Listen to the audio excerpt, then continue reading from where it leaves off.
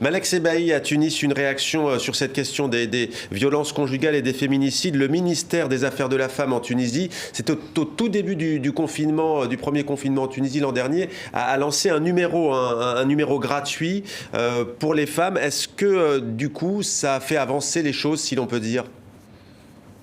Alors écoutez, faire avancer les choses,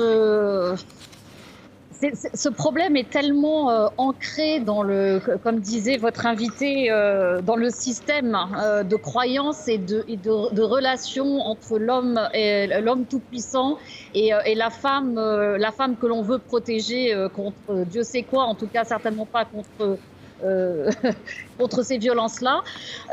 Donc c'est tellement ancien, alors que des décrets, que des lois soient prises, c'est bien sûr, bien entendu, c'est un énorme progrès. Il y a beaucoup de gens qui luttent pour ce droit aux femmes, justement, qu'elles ne soient plus violentées.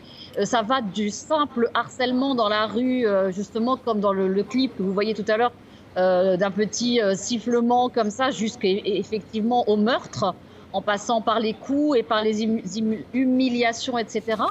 Il y a eu, je crois, en 2019, justement, ou en 2020, une campagne internationale, les 16 jours d'activisme pour l'élimination de la violence à l'encontre des femmes, qui a commencé le 25 novembre et qui s'est achevée le 10 décembre, la journée des droits de l'homme.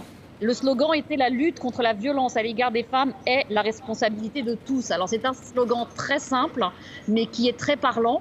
Et je vois là que vous avez ce très beau, si on peut dire, clip, cette vidéo qui a été faite par le CICR, la Croix-Rouge, donc tunisienne, avec également des actrices tunisiennes. Voilà, le problème, il est ancré dans nos sociétés depuis tellement longtemps. Les lois, les citoyens doivent bouger, les femmes doivent bouger d'abord et cesser d'être des victimes et cesser de se victimiser ou d'accepter d'être des victimes, parce que quelque part elles prennent part aussi à cette mascarade parfois.